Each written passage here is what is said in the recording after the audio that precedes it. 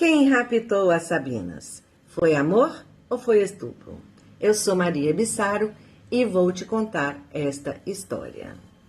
Mas antes precisamos voltar um pouquinho no tempo. Roma não surgiu sozinha. Foi um encontro de povos, culturas e até um ato ousado que garantiu sua sobrevivência. Roma foi fundada em 753 a.C. e disse que seu fundador foi Roma. A fundação aconteceu quando uma série de pequenas aldeias decidiram se unir para formar uma nova cidade no Lácio, região central da Península Ibérica. Começou como pequenos povoados espalhados por 7 colinas, habitadas por diferentes povos. Essas colinas foram governadas por 7 reis: Rômulo, Numa Pompílio, Túlio Hostílio, Anco Márcio, Tarquínio Prisco, Sérvio Túlio e Tarquínio o Soberbo. De comunidades diferentes, as colinas foram ocupadas por latinos, sabinos, etruscos. E cada colina tinha um nome específico: Capitólio, Quirinal, Viminal, Esquilino, Célio, Aventino e Palatino, sendo que os latinos, sabinos e etruscos ocuparam as colinas Palatino, Quirinal e Capitolino, as que mais se destacaram. Os etruscos, por exemplo, um dos povos mais avançados da época, influenciaram muito Roma, trazendo engenharia, religião e organização política. O Palatino foi onde, segundo a lenda, Rômulo fundou Roma, enquanto o Quirinal era habitado pelos sabinos. Aos poucos, esses grupos foram interagindo e a cidade começou a ganhar forma. Mas antes de falar sobre o rapto, vou esclarecer a origem dos gêmeos, Rômulo e Remo. Segundo a lenda narrada por Vigílio nesta obra e por Tito Livio, um dos grandes historiadores da antiguidade, os romanos traçaram sua descendência até Troia, por meio de Enéas, filho de Anquises e da deusa Vênus. Durante a queda da cidade, Enéas fugiu carregando o pai nas costas e guiando o filho Ascânio. Com os outros sobreviventes, ele construiu uma frota e partiu, enfrentando jornadas perigosas. No caminho, perdeu o pai e foi arrastado por uma tempestade até Cartago, onde a rainha Dido o acolheu. Vênus despertou nela um amor ardente por Enéas, que se deixou levar pelos encantos da corte. No entanto, os deuses o lembraram do seu destino, a Itália. Desolada, Dido suicidou-se. Ao chegar à península, Enéas foi recebido por Latino, rei do Lácio, e casou-se com sua filha Lavínia e fundou Lavínio, uma cidade em homenagem à esposa. Com a morte do sogro, tornou-se rei e expandiu o império. Tempos depois, os etruscos declararam guerra aos latinos. Enéas liderou seu povo, mas desapareceu misteriosamente durante uma batalha.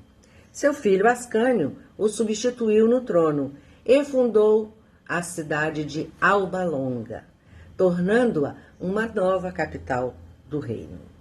Séculos depois, Numitor, descendente de Enéas, foi deposto pelo irmão Amúlio, que matou seus sobrinhos e forçou sua filha Réia Sílvia a tornar-se vestal, uma sacerdotisa.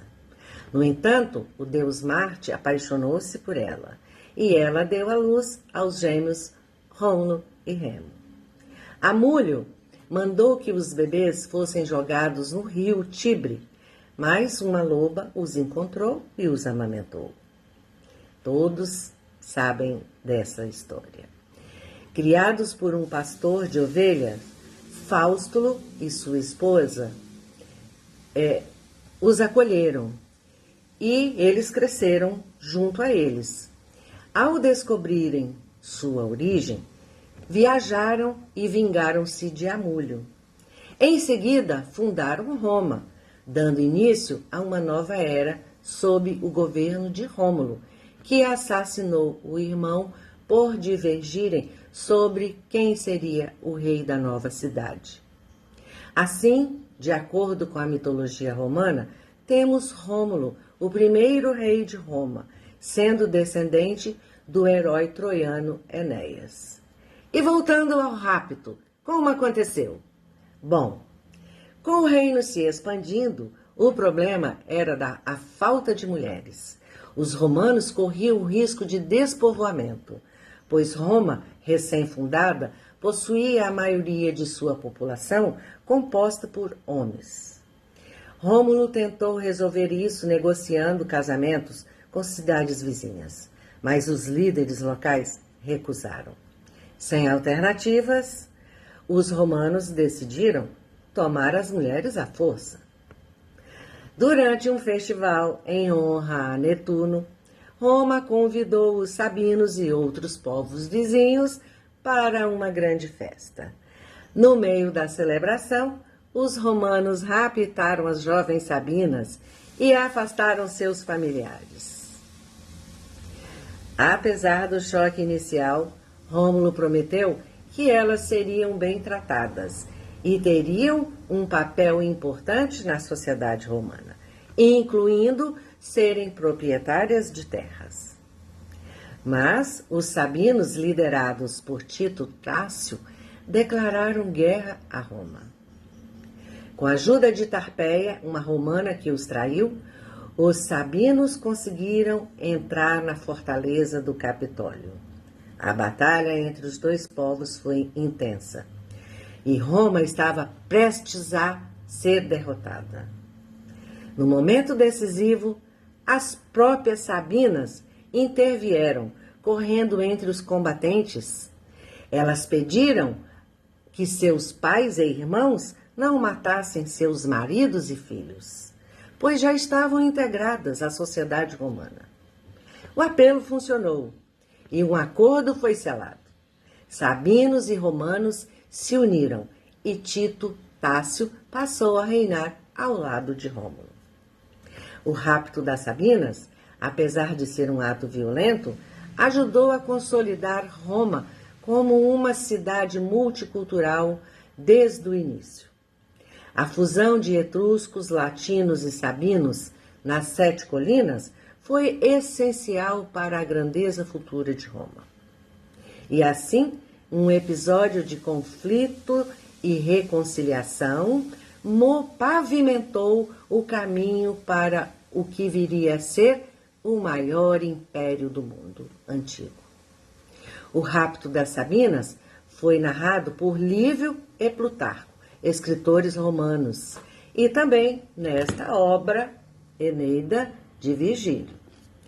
Ela serviu como tema para diversas obras de arte do Renascimento e pós-Renascimento, retratando diversos e envolventes personagens.